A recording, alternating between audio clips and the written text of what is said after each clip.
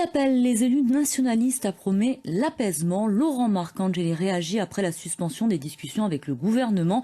Le maire d'Ajaccio qui nous livre également son sentiment après les tags injurieux dont il a été la cible dimanche après la manifestation d'hommage à Yvan Colonne. C'est un entretien signé Marc-Antoine Rinucci et Frédéric Roche. Regardez. Nous sommes avec Laurent Marcangeli, le maire d'Ajaccio et président du groupe Unsof Uno à l'Assemblée de Corse. Laurent Marcangeli, bonjour. Bonjour. Donc votre groupe a publié un communiqué hier en disant en gros que vous ne participeriez plus, les élus du groupe, aux réunions des agences, offices et organismes satellites de la collectivité de Corse, tant que les élus nationalistes n'appelleront pas clairement au calme. Pour vous, ces élus aujourd'hui n'ont pas une position claire sur ce sujet. D'abord, il faut voir dans quel contexte ce communiqué a été rédigé. Il a été rédigé suite aux scènes de violence qui se sont déroulées à Ajaccio dimanche soir.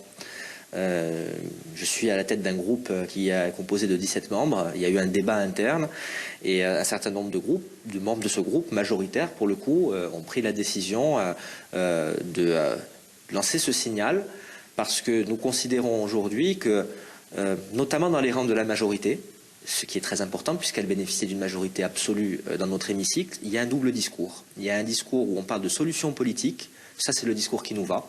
Nous voulons discuter, nous voulons faire avancer la Corse, nous sommes prêts, et nous l'avons dit par ma voix jeudi dernier à l'Assemblée de Corse, à participer à un processus de sortie de crise, mais nous ne sommes pas en revanche prêts à accepter plus longtemps que des manifestations se déroulent à Bastia, à Corté ou à Ajaccio dans les conditions que nous avons pu connaître notamment dimanche.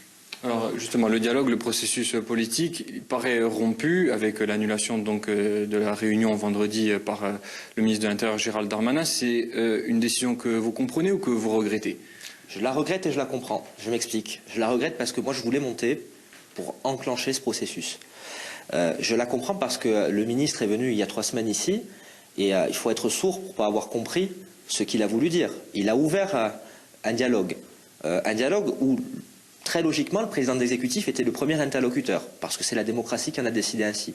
Il a mis donc le président de l'exécutif, si je puis me permettre, dans les meilleures conditions pour pouvoir monter à Paris et notamment parler d'un sujet important, celui que le président de l'exécutif défend depuis des années, celui de l'autonomie. C'est le ministre qui a cité le terme. Il avait juste demandé une chose en tant que ministre de l'Intérieur, c'est qu'on n'ait plus de scènes de violence urbaine comme on les avait vues avant sa visite. Vous avez vu ce qui s'est passé. Si je puis me permettre, lorsque vous êtes invité un vendredi par un ministre de l'Intérieur, vous ne pouvez pas défiler derrière une banderole avec écrit « Stato Francesco assassine ». Moi, je demande au président de l'exécutif d'avoir une position qui soit claire. On ne peut pas faire tout et son contraire, parce que le tout et son contraire, et si je puis me permettre, le en même temps, auquel Gilles Simeone s'adonne depuis des années, ça devient du n'importe quoi. Et plus personne ne comprend rien. Et nous avons une situation qui a, au-delà d'avoir dérapé, est plutôt très grave aujourd'hui. Il y a une dame qui a été blessée grièvement à Ajaccio dimanche. Moi, je ne voudrais pas qu'on soit, dans quelques jours, quelques semaines, amené à se lamenter et à pleurer plus que pour des blessures. Malgré tout, est-ce que vous comprenez l'argument de certains nationalistes, notamment, qui disent que quand la situation est tendue, on ne discute plus, mais quand la situation était davantage apaisée, on ne discutait pas vraiment non plus? Ça, c'est un argument quand même que vous arrivez à entendre. Je l'entends, et puis moi, j'ai pas été non plus exempt de reproches par rapport aux politiques gouvernementales depuis une quinzaine ou une vingtaine d'années en Corse. J'ai été député, je demande aux gens de regarder mes archives. J'ai jamais eu une langue de bois par rapport à ça. Ce que je dis aujourd'hui, c'est que le rétroviseur m'intéresse pas, j'essaye de regarder devant. Et devant, qu'est-ce qu'il y a devant nous? Il y a aussi la possibilité d'avoir une situation qui dégénère. On voit bien aujourd'hui qu'il y a une partie des manifestants qui ne sont pas des manifestants, qui sont là pour casser, qui sont là pour provoquer des dégâts, des affrontements avec la police et qui peuvent mal tourner.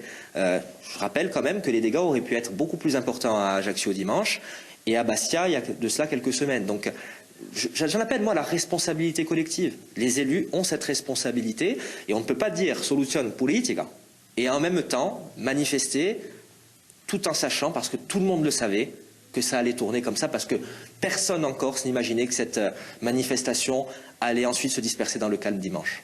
Alors, autre fait d'actualité, ce sont les tags injurieux à votre rencontre. On ne vous a pas encore entendu dessus. Qu'est-ce que vous avez ressenti? Vous savez, c'est le nom de mon père, c'est le nom de mes enfants, c'est le nom de ma famille. Après, je suis un homme politique, je sais à quoi m'attendre. Et nous sommes tous visés. quotidiennement, quelles que soient nos tendances, par des injures.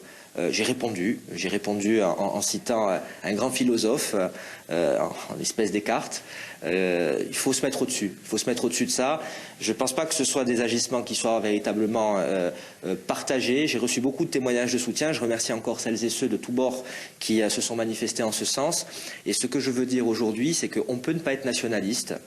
Et je veux m'adresser à celles et ceux qui ne le sont pas, et à mon avis, ils sont quelques-uns en Corse, et être bien dans ses baskets, participer au débat d'idées et dire qu'on n'est pas d'accord avec ce qu'on voit aujourd'hui et ce qu'on entend. C'est mon cas, et celles et ceux qui me font confiance pourront continuer de le faire. Pour le mot collaboration, qui est quand même un mot fort, moi je suis gaulliste. Pour moi, ce mot, il a un sens. Je ne suis pas de ce côté-là, je ne suis pas du côté du fascisme.